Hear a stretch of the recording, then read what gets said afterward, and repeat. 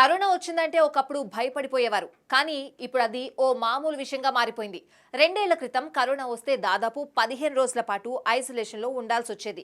క్రికెటర్లకు positive వస్తే మ్యాచ్‌లకు దూరమయ్యేవాళ్లు. అయితే ఇప్పుడు పరిస్థితులు మారిపోయాయి. కరోనా పాజిటివ్ వచ్చినప్పటికీ కూడా క్రికెటర్లు మ్యాచ్‌లు ఆడుతున్నారు. ముఖ్యంగా క్రికెట్ ఆస్ట్రేలియా తమ ప్లేయర్లకు పాజిటివ్ వచ్చినా ఆడిస్తోంది. తాజాగా జోష్ ఇంగ్లీష్ కరోనా బారిన పడ్డాడు. అయినప్పటికీ శుక్రవారం వెస్టిండీస్‌తో మొదటి వన్డేలో ఆడుతున్నాడు. వెస్టిండీస్తో తొలి వన్డేకు ముందు జోస్ ఇంగ్లీష్ కరోనా బారిన పడినట్లు తెలిసింది. దీంతో అతడు తొలి వన్డేకు దూరం అవుతాడని అందరూ భావించారు. అయితే క్రికెట్ ఆస్ట్రేలియా ప్రోటోకాల్ను అనుసరిస్తూ అతడు నేటి మ్యాచ్లో ఆడుతున్నాడు.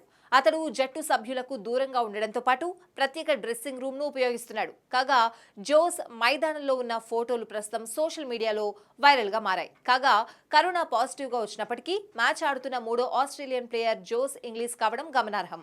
2023-24 బిగ్ బాష్ లీగ్ సీజన్లో ఆల్రౌండర్ హెన్రిక్స్ కరోనా బారిన పడినప్పటికీ బ్రిస్బేన్ హిట్ తరపున ఆడాడు. ఇటీవల గబాలో వెస్టిండీస్తో జరిగిన రెండో టెస్టులో క్యామరూన్ గ్రీన్ సైతం ఇలాంటి పరిస్థితుల్లోనే మ్యాచ్ ఆడాడు.